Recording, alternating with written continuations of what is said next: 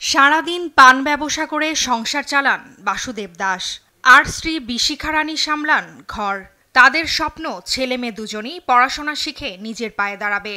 কিন্তু পাশের এলাকার বখাটে তরুণ দীপ্ত অপু আগে থেকেই তাদের স্কুল ছাত্রী মেয়ে মন্দিরা সহ অন্যান্য মেয়েদের উত্ত্যক্ত করত।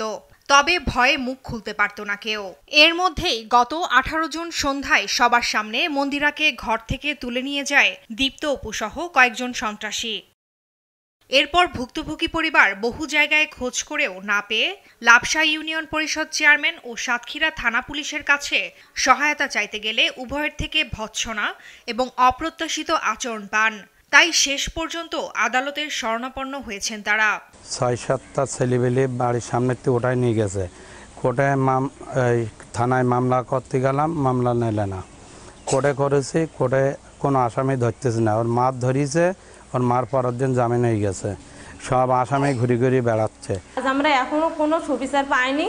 আমি চাই আমার মেয়ে 24 ঘন্টার মধ্যে আমার বাড়ির জন্য তারা পৌঁছে দেয়। আমার মেয়ে কি মরে গেছে, কি তারা ইন্ডিয়ায় পাচার করে দিয়েছে, আমি এখনো কোনো খোঁজই পাইনি। ভুক্তভোগীর পরিবার বলছে মেয়েটি বেঁচে আছে না মরে গেছে সেটিও বুঝতে পারছেন না তারা। অন্যদিকে সাতক্ষীরা সীমান্ত সংলগ্ন জেলা হওয়ায় সন্তান পাচার হওয়ার আশঙ্কায় দিশেহারা হয়ে প্রতিটি দিন পার করছেন বাবা মা। নারীদের নিরাপত্তা নিশ্চিতে পুলিশ বিভাগ ও প্রশাসনের কার্যকর পদক্ষেপের দাবি ভুক্তভোগী পরিবার সহ স্থানীয়দের। মন্দিরার সাথে যে ঘটনা ঘটিছে সেটা তো আমার মেয়ের সাথে করতে পারে। হ্যাঁ, আমরা কিভাবে মেয়েদের লেখাপড়া শিখবো, বাইরে বের করবো? কেস নিচ্ছে না, কিছু নিচ্ছে না, কোনো আসামি ধরতে না, খালি হাঁটাচ্ছে। এদিকে সাতক্ষীরা থানার ভারপ্রাপ্ত কর্মকর্তার বিরুদ্ধে অসহায়তা ও অসদাচরণের বিষয়ে তিনি ক্যামেরার সামনে কথা বলতে রাজি হননি।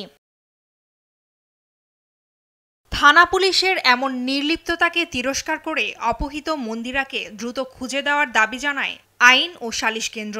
আমরা মনে করছি এই মেয়েটি একটি বিপদসংকুল অবস্থার মধ্যে আছে এবং এই দীর্ঘদিন অতিবাহিত হওয়ার ফলে যেটা হয় সেটা এই মেয়েটি পাচার হয়ে যাওয়ার একটা আশঙ্কা থেকে যায়। আমি মনে করি সাতক্ষীরা সদর থানার পুলিশ এটিকে সর্বাধিক গুরুত্ব দিয়ে দেখবেন এবং ওই মেয়েটাকে অনতিবিলম্বে উদ্ধার করে তার বাবা মার কাছে হস্তান্তর করবেন। পুলিশ প্রশাসন কার্যকর পদক্ষেপ না নিলে প্রতিবাদ কর্মসূচির ঘোষণা দিয়েছে সাতক্ষীরার বিভিন্ন সামাজিক সংগঠন। ফারজানা আফরোজ টুম্পা, নিউজ ডেস্ক, দেশ টিভি।